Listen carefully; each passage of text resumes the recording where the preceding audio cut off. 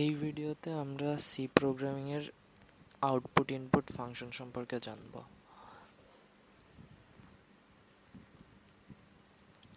Output printf ফাংশনটি C programming এ আউটপুটের জন্য সবচেয়ে বেশি ব্যবহৃত হয়ে থাকে। printf দিয়ে আউটপুট দেখানোর জন্য কিছু স্পেস হোল্ডার ব্যবহার করতে হয়, যেমন %d ইন্টিজার টাইপের জন্য, %f ফ্লোট এবং ডাবল টাইপের জন্য এবং %c ক্যারেক্টার টাইপ ডাটার আউটপুটের জন্য ব্যবহার হয়ে থাকে।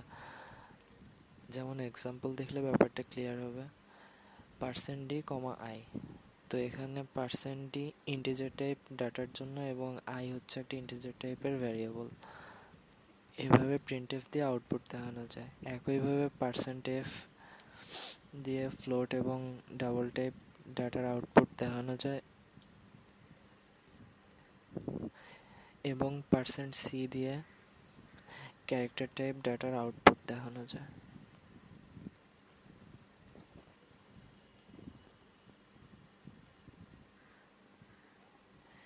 আরও কিছু আউটপুট ফাংশন রয়েছে, যেমন puts ফাংশনটি দিয়ে একটি স্ট্রিং আউটপুট দেওয়া যায়, যেমন আই লাভ প্রোগ্রামিং, অনেকগুলো ক্যারেক্টারের একটা সিকোয়েন্স, এটাকে স্ট্রিং বলে। পুটকার ফাংশন দিয়ে একটা সিঙ্গেল ক্যারেক্টার আউটপুট দেওয়া যায়, যেমন শুধুমাত্র ইনপুটের জন্য scanf ফাংশনটা সবচেয়ে বেশি ব্যবহার হয়ে থাকে। আমরা যদি স্পেস হোল্ডারের কনসেপ্টটা আবার মনে করি, এটা সহজে মনে রাখার জন্য আরেকটা এক্সাম্পল ব্যবহার করা যায়। যেমন আপনি যদি একটা ক্লাসরুমের একটা সিটে বসে থাকেন, তাহলে সিটটা টোটালি আপনার দখলেই থাকবে, তো সেখানে আপনি হচ্ছেন স্পেস হোল্ডার। ঠিক একইভাবে প্রোগ্রামিংয়ের ক্ষেত্রে বিভিন্ন টাইপের ডাটার জন্য বিভিন্ন স্পেস হোল্ডার ব্যবহার হয়ে থাকে, যেমন %d, %f, %c ইত্যাদি,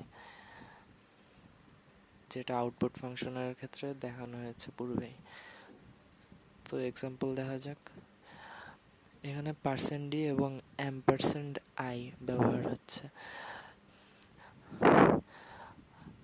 printf এবং scanf এর মধ্যে ডিফারেন্স দেখতে গেলে শুধু একটাই ডিফারেন্স দেখা যাবে, যে ভ্যারিয়েবলের আগে এখানে % ব্যবহৃত হয়। বাকি সব কিছুই সেম। %d ইন্টিজারের জন্য, %f ফ্লোট এবং ডাবলের জন্য এবং %c ক্যারেক্টার টাইপের জন্য। শুধু ভ্যারিয়েবলের আগে একটা % ইউজ করতে হয়। আরও কিছু ইনপুট ফাংশন রয়েছে, যেমন গেটস দিয়ে সরাসরি একটা স্ট্রিং ইনপুট নেওয়া যায়, গেট কার্ড দিয়ে একটা সিঙ্গেল ক্যারেক্টার সরাসরি ইনপুট নেওয়া যায়। তো এই ছিল সির আউটপুট ইনপুট ফাংশনের উপর আমার আলোচনা। আশা করি ভিডিওটা ভালো লেগেছে।